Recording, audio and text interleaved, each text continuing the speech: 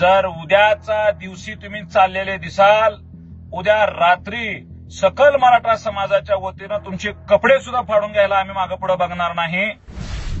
आमदार रोहित पवार यांनी त्यांची जी काही यात्रा आहे ही आजच्या आज तात्काळ थांबवावी।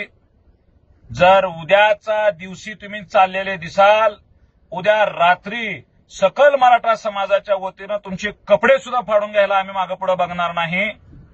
तुम्हाला हा शेवटचा इशारा आहे। अहो, आम्ही मराठवाड्यामध्ये भारतीय जनता पार्टी असेल, सरकार असेल, या सगळ्यांच्या गाड्या सुद्धा फोडलेल्या आहेत। कोणत्या आमदाराला आम्ही बाहेर फिरू देत नाही, कुठल्या खासदारांना आम्ही बाहेर फिरायची बंदी घातलेली आहे। जरांगे पाटलांनी आवाहन केलेलं आहे की कोणत्याही आमदाराच्या दारात आम्ही जाणार नाही, कोणालाही आमच्या दारात येऊ देणार नाही। मग तुम्ही काय एकटे लाडके गेला काय?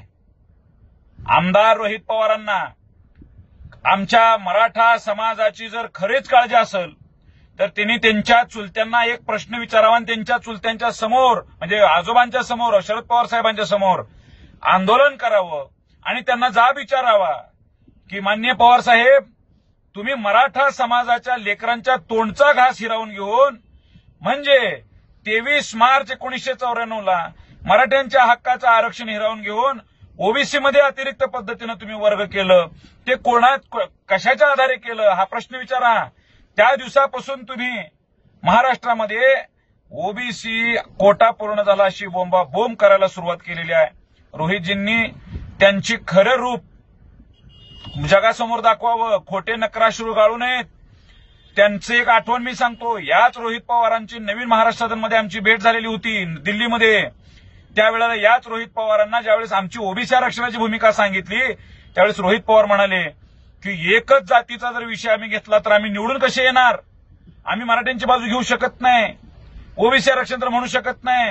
मग आज हा रोहित पवार जरांगे पाटलांच्या आंदोलनाला सपोर्ट म्हणतो आणि त्याच्या आडोशाला घेऊन यात्रा सुरू करतात। तुम्ही काय मराठ्यांची लाडके आहेत होय? अजिबात खपवून घेतला जाणार नाही। जरांगे पाटलांनी आणि पूर्ण मराठ्यांनी गावबंदी केलेली आहे, सगळ्या आमदार खासदारांना बंदी केलेली आहे। रोहित पवार अपवाद असू शकत नाही। रोहित पवारांनी आज त्यांची यात्रा थांबवावी, नाहीतर त्याची फळं तुम्हाला नक्की भोगायला लागतील। एवढंच बोलतो। छत्रपती शिवाजी महाराज की जय।